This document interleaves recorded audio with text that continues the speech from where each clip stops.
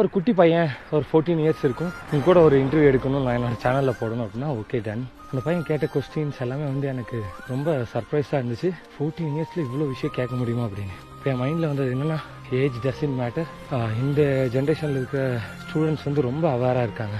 So அந்த பையன் என்ன கேட்ட ஒரு கொஸ்டின் என்னென்னா, அயோத்தியா மந்திர் வந்து ஓப்பன் பண்ண போகிறாங்க, உங்களால் அங்கே போக முடியுமா அப்படின்னு. ஸோ நான் சொன்ன பதில் என்னென்னா, அயோத்தியா மந்திர் இல்லை வேற எந்த ஒரு கோயிலாக இருந்தாலும் சரி, சர்ச்சாக இருந்தாலும் சரி, மசூதியாக இருந்தாலும் சரி, நான் சொன்னேன் எனக்கு உங்களை மாதிரி ஸ்டூடெண்ட்ஸை மீட் பண்ணி அவங்களுக்கு இந்த அவேர்னஸ் கொடுக்கறது வந்து நான் ரொம்ப முக்கியமாக பார்க்குறேன். சேம் டைம் நான் உங்களை மீட் பண்ணுறதும் நான் அயோத்தியா மந்திர் போன்றதும் ரெண்டுமே ஒன்று தான்.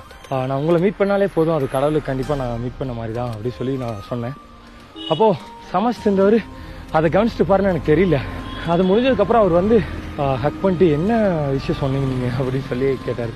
பட் ஃபேக்டர் தான், நம்ம கோயிலுக்கு போகிறது தப்பு அப்படிங்கிறதுலாம் நான் எதுவும் சொல்ல வரல. தாராளமாக நம்ம போகலாம்.